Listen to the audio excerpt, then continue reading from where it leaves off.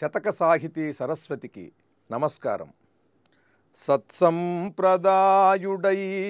శాస్త్రపారీణుడై యాగమగ్నుండైనయతడు గురుడు పరమదయాళుడై పాప నిర్ముక్తుడై ఆచారవంతుడౌనతడు గురుడు భూరి సుజ్ఞానియై బోధింపశక్తుడై అతిశాంతచిత్తుడౌనతడు గురుడు కడుతపోనిష్ఠుడై ఘనమంత్రసిద్ధుడై అధ్యాత్మవేత్తయౌనతడు గురుడు తెలిసి ఇటువంటి గురుచేరి వెలయవలయు సుజనులగువారలీడేరచూచిరేని కలిత లక్ష్మీశ సర్వజగన్నివేశ విమల రవికోటి సంకాశ వెంకటేశ.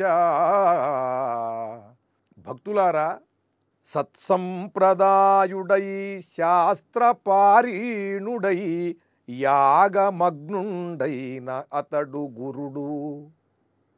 ఎటువంటి వాడు గురువు అంటే, సత్సంప్రదాయాన్ని తెలుసుకుని శాస్త్రంలో పారం చూసి శాస్త్రం యొక్క స్వరూపం అంతా కూడా అర్థం చేసుకుని ఆకళింపు చేసుకుని తాను శాస్త్రస్వరూపుడైపోవాలి. అలా అయి యాగమగ్నుండైన అతడు గురుడు. జీవితాన్ని ఒక యజ్ఞంగా భావించి నిరంతరము కూడా ఆ జీవన యజ్ఞాన్ని సక్రమంగా సాగించాలి. సత్సంప్రదాయుడై శాస్త్రపారీణుడై జీవితాన్ని ఒక దివ్య యజ్ఞంగా సాగించేటువంటి వాడు అతడు గురుడు. అటువంటి వాణ్ణి సేవించండి. పరమదయాళుడై పాప నిర్ముక్తుడై ఆచారవంతుడౌనతడు గురుడు. ఈ గురువు పరమదయాహృదయం కలిగి ఉండాలి.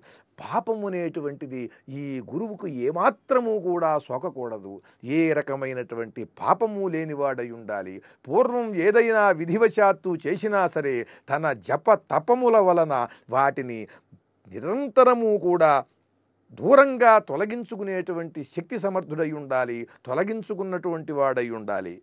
భూరి సుజ్ఞానియై ఆచారవంతుడై పాపములు లేనటువంటి వాడై పరమదయాహృదయుడైనటువంటి వాడు గురుడు. అటువంటి వాణ్ణి వెళ్ళి సేవించండి. భూరి సుజ్ఞానియై గొప్ప జ్ఞానము కలిగినటువంటి వాడై ఉండాలి. బోధింపశక్తుడై బోధించటానికి శక్తి కలిగి ఉండాలి. ఆసక్తి కలిగి ఉండాలి. అయ్యో వీళ్ళు ఆర్తిలో ఉన్నారు, అజ్ఞానంలో ఉన్నారు, వీళ్ళకి ఏదన్నా బోధించాలనేటువంటి ఆసక్తి ఉండాలి. ఆసక్తితో పాటు బోధించేటువంటి శక్తి కూడా ఉండాలి. అటువంటి వాడు అతిశాంతచిత్తుడౌనతడు గురుడు.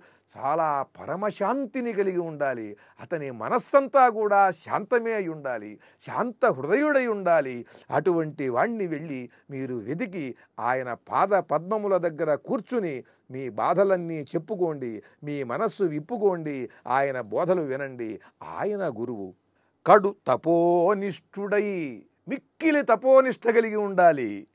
ఘన మంత్రసిద్ధుడై ఒక అష్టాక్షరీ మహామంత్రం, ఒక పంచాక్షరీ మహామంత్రం, ఒక గాయత్రి మహామంత్రం, ఒక రామమంత్రం, ఒక కృష్ణ మంత్రం, ఒక గణపతి మంత్రం, ఇట్లా మహామంత్రములను జపించి జపించి జపించి ఆ జపముతో మంత్రసిద్ధిని పొందాలి. ఘన మంత్రసిద్ధుడై కడు తపోనిష్ఠుడై ఘన మంత్రసిద్ధుడై అధ్యాత్మవేత్తయౌనతడు గురుడు. అటువంటి వాడు గురుడు.